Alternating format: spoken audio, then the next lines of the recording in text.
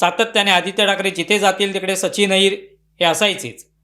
त्यामुळे असं महत्त्वाचं पद त्यांच्याकडे होतं, महत्त्वाची जबाबदारी होती आणि असा माणूस सोडून गेला, मग आणखी काय द्यायचं त्याला आम्ही, किती द्यायचं? जे प्रत्येक वेळेला आदित्य ठाकरे किंवा उद्धव ठाकरे म्हणत असतात, एखादा माणूस सोडून गेला की याला आणखी किती द्यायचं असं ते म्हणतात. तसंच ते सचिन अहिर यांच्याबद्दल सुद्धा म्हणाले.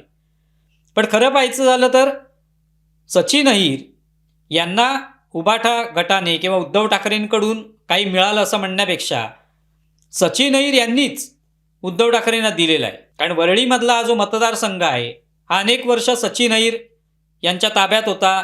ते स्वतः तिथे निवडणूक लढवत होते, तिथेच काम करत होते. त्यांनी तो मतदारसंघ बांधलेला होता राष्ट्रवादी काँग्रेसमध्ये असताना. आणि जेव्हा ते शिवसेनेत आले त्यावेळेला आदित्य ठाकरे तिथे उभे राहिले आणि त्यावेळेला सचिन अहिर इथे आल्यामुळे एक प्रकारे आयता तयार मतदारसंघ त्यांना मिळाला आदित्य ठाकरेंना. सुनील शिंदे जे होते ते सुद्धा तिकडे शिवसेनेचे आमदार आहेत. तर अशा सगळ्या परिस्थितीमध्ये आदित्य ठाकरेंना संपूर्ण मोकळा मतदारसंघ मिळाला जिथे कोणताही विरोध नाहीये आणि त्यामुळे सहज ते 2019 निवडून आले. त्यामुळे सचिन अहिर हे शिवसेनेत आले म्हणून आदित्य ठाकरे निवडून येऊ शकले, नाहीतर त्यांना मोठं आव्हान होतं त्यांच्यासमोर सचिन अहिर यांच्या विरुद्ध उभं राहणं म्हणजे. त्यामुळे खऱ्या अर्थाने सचिन अहिर यांनीच आदित्य ठाकरे यांना मदत केलेली आहे किंवा शिवसेनेला मदत केलेली आहे असं आपण म्हणू शकतो. त्यामुळे आज जो काय प्रश्न विचारला जातो की यांनी भरपूर ओरबाडलं, यांना आम्ही एवढी मदत केली, यांना खूप काही दिलं, तर ते सचिन अहिर यांच्या बाबतीत खरं नाही.